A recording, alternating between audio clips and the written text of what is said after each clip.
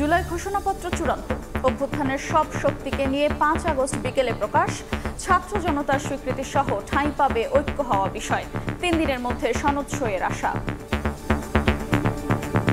আকাঙ্ক্ষা ছিল যে বাংলাদেশ পরিবর্তিত হবে, সেটার একটা রূপকল্প জুলাই ঘোষণাপত্রে থাকবে। মতৈক্যে যদি রাজনৈতিক দলগুলো পৌঁছাতে পারে তাহলে আশা করি 8 আগস্টের মধ্যে জুলাই সনদ চূড়ান্ত ঘোষণা।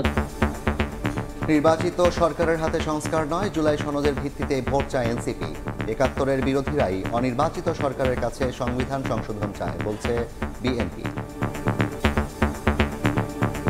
জুলাই সনদের ভিত্তিতেই পরবর্তী নির্বাচনটি হতে হবে। আমরা নির্বাচিত সংসদের হাতে এই সংস্কার কার্যক্রম ছেড়ে দেব না। পৃথিবীর ইতিহাসে কোথাও নাই অনির্বাচিত ব্যক্তিরা সংবিধান সংশোধন করবে। যে সংবিধান আমরা রক্ত দিয়ে 72 সালে প্রতিষ্ঠা করেছি সেটিকে তারা ছুঁড়ে ফেলে দিতে চায়।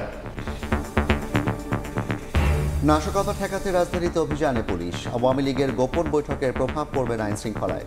ষড়যন্ত্রকারী যে বাহিনীরই হোক ছাড় না দেওয়ার হুঁশিয়ারি উপদেষ্টার।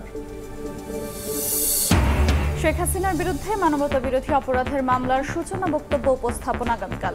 ট্রাইব্যুনাল থেকে হবে সরাসরি সম্প্রচার, নেওয়া হবে সাক্ষ্য গ্রহণ। যুক্তরাষ্ট্রের সঙ্গে দেশবিরোধী চুক্তি করছে না বাংলাদেশ, জানালেন বাণিজ্য উপদেষ্টা। মার্কিন উচ্চ শুল্কের কারণে চীনের ক্রয়াদেশ আসতে পারে দেশে, আশা বিজিএমইএর।